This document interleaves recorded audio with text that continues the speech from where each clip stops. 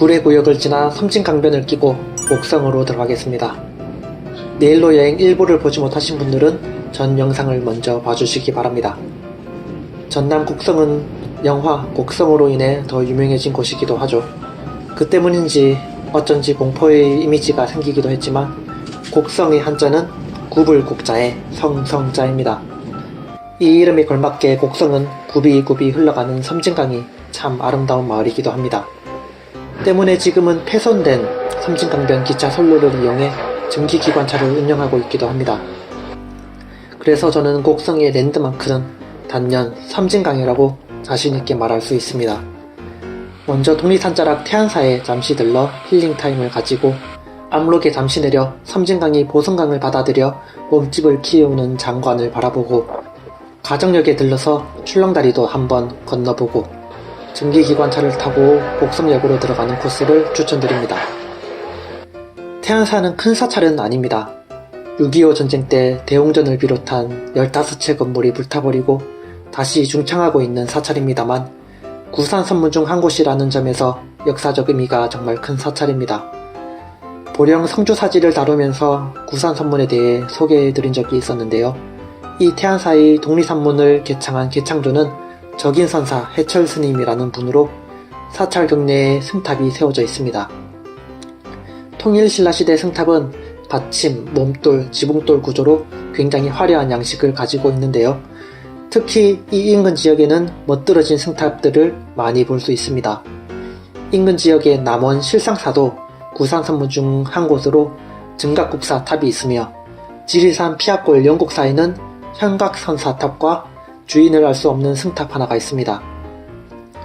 영곡사 사리탑은 현각선사탑보다 주인을 모르는 동승탑이 더 높이 평가받는데 동승탑은 맵시고온 자태의 예쁜 아가씨 같은 승탑입니다.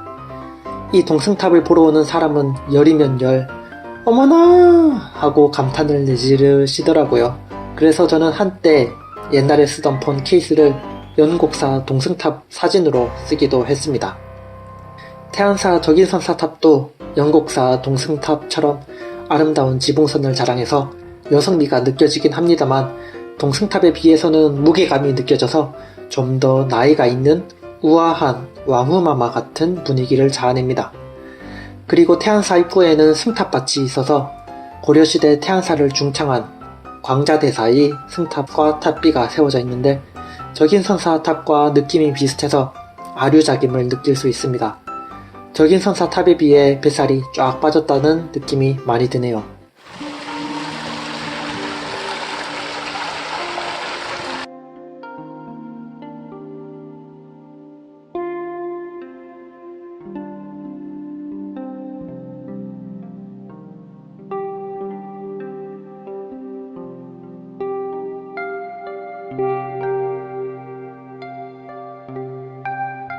사실 태안사는 적인선사탑이나 광자대사탑을 제외하면 볼거리가 없는 사찰입니다만 진입로 하나는 참 아름다웠던 사찰입니다. 여유롭게 계곡 바위에 앉아서 김용태 시집을 읽었던 기억이 새록새록 떠오르네요. 가장 아름다웠던 건 능파각이라는 누각인데 가파른 계곡 위에 누각 겸 다리의 역할을 동시에 하고 있는 누각입니다. 미와 기능을 동시에 갖춘 건축물이라는 생각이 드네요. 앞서 말씀드렸습니다만 태안사는 6.25 전쟁의 현장이기도 했습니다. 아무래도 지리산이 인근에 있는지라 전투를 피해갈 수 없었습니다. 경찰들이 결집해서 북한군과 맞서 싸웠다는 걸 듣고는 마음이 좀 숙연해지더군요. 당시 한정일 곡성경찰서장과 300여 경찰관들이 태안사의 방어 태세를 구축했습니다. 그러던 중 북한군 제603 기갑연대가 남원으로 이동하기 위해 압록교를 통과한다는 정보를 입수하고 매복작전으로 교전을 벌여 승전을 거뒀다고 합니다. 하지만 이내 북한군이 보복을 하기 위해 태안사를 공격해왔고 경찰 48명이 전사하고 250여 명이 부상을 당했다고 합니다. 이 지역을 방문하지 않고서는 제대로 접할 수 없는 정보인데 절대 이분들의 희생을 잊지 말았으면 합니다. 곳곳에 알려지지 않은 전사자와 희생자들이 얼마나 많을까 하는 생각이 드네요. 이분들의 희생을 기리기 위해 현재 태안사에 있는 충혼탑이 압록교 인근에는 승전탑이 세워져 있습니다. 태안사에서 가정역으로 가기 전에 압록에 잠시 들리시기 바랍니다. 6.25 전쟁 압록교 전투의 격전지였기도 하며 유원지가 형성되어 있어 여름에 특히 사람들이 많이 찾는 곳이기도 합니다. 지금은 겨울인데 하실 수도 있는데 제가 압록을 추천드리는 진정한 이유는 기나긴 길을 달려온 보성강이 섬진강의 품으로 들어오는 곳이 압록이기 때문입니다. 개인적인 취향인지 모르지만 저는 특히 강과 강이 합쳐지는 곳을 참 좋아합니다. 충주 탕금대나 원주 불원면, 양평 두물머리 등등 강과 강이 합쳐지면서 더욱더 큰 물결이 되어 멀리 흘러가는 강물을 바라볼 때 가슴이 참 뭉클해지고 기분이 묘해지더라고요. 지금 이 계절에 물놀이를 즐길 수는 없겠지만 멀찍이 서서 강물을 바라보는 서정을 여러분도 느껴보셨으면 좋겠습니다. 압록에서 4km쯤 섬진강을 거슬러 올라오면 가정역이 있습니다. 보성강과 합쳐진 섬진강과는 확실히 규모가 차이 있습니다. 강물에 들어가 물놀이 하시는 분들도 있었습니다. 그렇다고 물이 얕은 편은 결코 아니니 따라하시지 마시기 바랍니다. 수심도 수심이지만 물살도 상당히 센 편입니다. 여기에서 물놀이 하는 건 좀 위험하지 않을까 생각합니다. 가정역에서는 폐선로를 이용해 증기기관차를 운영하고 있습니다. 굉장히 좋은 소재라고 생각합니다. 기찻길 옆으로는 섬진강이 흘러가기 때문에 이 선로를 그대로 방치하기에는 아깝기도 하고 이제 전기기관차는 절대 볼 수 없는 기차이기 때문에 이 두 요소를 적절하게 잘 활용했다고 봅니다. 전기기관차의 기차 화통 삶아먹는 소리를 처음 들어봤는데 정말 신기하더라고요. 가정역에서 곡성역까지 편도로 전기기관차를 이용할 수도 있습니다. 강변 쪽 창가 자리가 있는지 여쭤보고 없으면 입석으로 끊어서 창가 쪽 입석 자리를 선점하시는 것을 추천드립니다. 남원으로 넘어왔습니다. 남원은 스토리텔링을 통해 도시 이미지를 잘 형성한 도시라고 생각합니다. 판소리 중에서도 동편제의 본고향이 남원이기도 하며 춘향전이 있어 광안루가 더욱 돋보일 수 있는 것이기도 하죠. 광안전은 남원의 랜드마크이자 남한의 제3대 누각 중 하나입니다.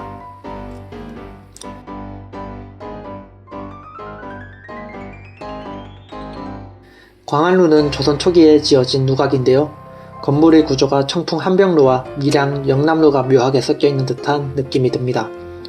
세 누각 중에서는 남은 광안루가 제일 화려하다는 인상이 듭니다.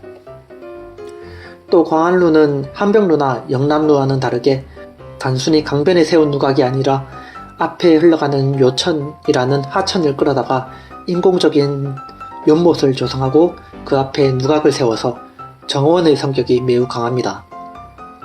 춘향이와 목령이의 아름다운 이야기가 만들어지는 것도 이러한 분위기가 반영된 것이겠죠. 누각은 단순히 관람객이 아니라 주인의 입장에서 바라볼 때 온전히 느낄 수 있는데 누각 내부 입장을 통제해 놓은 것은 많이 안타까웠습니다. 그래도 연못에 조성된 영주산, 복례산, 방장산이라는 섬을 오가면서 춘향이와 목령의 사랑놀이를 상상해보는 것도 나름의 재미가 될 수 있습니다. 방장산에서 빼꼼히 바라보는 광안루의 모습을 보자면 수줍어하는 춘향이를 보는 것 같은데요. 해진 후에 바라보면 약간 좀 섬뜩하기도 합니다. 조선을 건국한 태조 이성계 하면 가장 유명한 것이 황산 전투일 텐데요. 황산 전투의 배경지인 황산이 바로 남원 운봉에 있습니다. 황산 아랫자락에는 황산 대첩비가 세워져 있는데 일제강점기에 일본인들이 파괴했으며 지금의 비는 1957년에 다시 세운 것이라고 합니다. 그 옆에는 파괴된 비석이 미각에 보존되어 있습니다.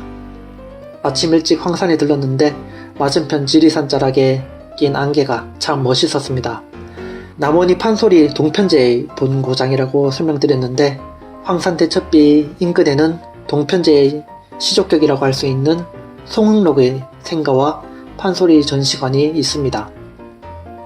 그 뒤편으로는 가왕 송흥록 선생과 악성 옥보고 선생의 묘가 있으며 그 뒤편에서 지리산 자락을 바라보면 마음이 참 시원해집니다. 시간이 있다면 버스를 타고 뱀사골로 깊이 들어갈 수도 있습니다. 뱀사골로 들어가는 입구에는 구산 선문 중 한 곳인 실상사가 있으며 개창조인 증각국사의 승탑과 증각국사의 뒤를 물려받은 수철화상의 승탑을 보실 수 있습니다. 태안사 적의선사 탑과는 다르게 남성미가 물씬 풍기는 탑입니다. 실상사는 사실상 거의 폐사지 같은 사찰이지만 뱀사골로 들어가기 전 지리산자락이 안겨있는 포근한 마을에 위치해 있어서 유유자적 걷기에는 아름다운 곳입니다. 그 외 남원 읍내에서도 만인의 총이나 또 남원 읍성 일부가 남아있어 둘러볼만 합니다. 많은 분들이 찾지는 않지만 너무나도 아름다운 곳이 있어 추천드리고자 합니다. 바로 남원 향교인데요. 듣자마자 에이 뭐야 하실텐데 마치 정원처럼 너무나도 아름다운 건축 디자인을 가지고 있어 절로 감탄사가 나오게 됩니다. 경사진 지형을 그대로 살리면서도 아름다움까지 살뜰히 챙겨서 이야, 남원은 향교까지도 이렇게 아름답게 짓는구나 하는 생각이 듭니다. 대문이라 할 수 있는 진강루 누각을 지나면 교실이라 할 수 있는 명륜당이 나타나는데 지형이 경사지다 보니 명륜당도 누각 형태로 지었습니다. 굉장히 재미있는 점은 진강루와 명륜당을 회랑 형태로 매끈하게 이어 놓았으면 그 사이 공간을 너무나도 아름답게 디자인해 놓았습니다. 그래서 명륜당 앞마당은 굉장히 포근한 감정이 느껴지는 공간입니다. 이런 아름다운 건축 디자인을 볼 때면 현대에는 왜 이런 아름다운 건축물이 만들어지지 않는 건지, 먼 후대에 과연 이 시대의 건축이 문화재로 남을 수 있을까 하는 안타까운 마음이 생깁니다. 남원에서 임실로 들어갈 차례입니다. 전주가 코앞입니다. 힘내시기 바랍니다. 임실하면 치즈를 가장 먼저 떠올리실 텐데요. 임실역 인근에는 치즈 테마파크가 있어서 다양한 체험을 할 수 있다고 합니다. 저 같은 경우에는 그런 취향이 아닐 뿐더러 혼자 가기 뻘쭘해서 패스했습니다. 작년 9월에 전주 한옥마을 일대에서 북콘서트가 있었는데 한국전통문화전당에서 열렸던 김용택 시인의 강연을 들었습니다. 거기에서 김용택 시인이 임실하면 뭐가 유명하죠? 하고 물었는데 몇몇 분들이 눈치 없이 치즈라고 대답하시더군요. 그래서 살짝의 핀잔과 함께 다시 물었더니 김용택이라는 정상적인 대답이 돌아오더라고요. 그렇습니다. 임실은 김용택 시인의 고향이기도 합니다. 임실 진매마을은 김용택 시인이 태어난 곳이기도 하며 현재 거주하고 있는 곳이기도 합니다. 진매마을 안까지 마을버스가 들어가기도 하지만 배차가 많은 편이 아니라 순창으로 가는 시내버스를 타고 가다가 그 입구에 내려서 걸어 들어갔습니다. 진매마을 앞에는 김용택 시인의 상징인 선진강이 앞으로 흘러가며 마을 입구에는 김용택 시인이 어릴 적 심었다는 느티나무가 당산나무처럼 서 있습니다. 생가에 잠시 앉아 쉬었다 갈 생각이었는데 잠시 앉아 있었더니 생가 뒤편 새로 지은 자택에서 시인이 걸어 나오시더군요. 그래서 짧은 대화와 시집에 사인도 받을 수 있었습니다. 마을 앞에는 얕은 개울 같은 섬진강이 포근하게 졸졸졸 흘러가는데 이런 작은 강이 종래에는 커다란 강물이 되어 흘러간다는 게 참으로 신기했습니다. 마을 앞 섬진강 따라 산책로가 마련되어 있으며 산책로 따라 김용택 시비가 세워져 있었는데 봄날이라는 시는 아직까지도 생각이 나네요. 진매마을에 갔다가 임실 시내로 돌아와서는 반대편 옥정호에도 다녀왔습니다. 섬진강에도 댐이 있다는 사실을 이때 처음 알았는데 제가 갔을 때에는 물이 상당히 가물어 있었습니다. 당시 가뭄이 상당히 심각한 시기이기도 했죠. 전망대에 서면 붕어섬이 보인다는데 너무 가물어서 사실 의미가 없었습니다. 전망대 아래에는 자그마한 카페가 하나 있었는데 이 주인분은 고향이 이 마을이라고 합니다. 원래 섬진강변에 마을을 이루고 있었는데 댐이 만들어지면서 수몰되고 지금은 여기서 카페를 운영하고 계시다고 하시더군요. 옛날 어릴 적에는 섬진강은 물장구 치며 물고기 잡을 정도로 개울가 수준이었다고 하네요. 실제로 이 인근의 상운마을은 수몰 이주민이 고향을 떠나 정착해 생긴 마을이며 길가 곳곳에는 이곳에 집성촌이 있었음을 알리는 비석만 쓸쓸히 남아 있습니다. 이제 전주로 넘어갈 텐데요. 다음 화에서 전주에서 군산까지 마무리하고자 합니다. 지금까지 시청해주셔서 정말 감사합니다. 도움이 되셨다면 구독과 좋아요도 부탁드립니다.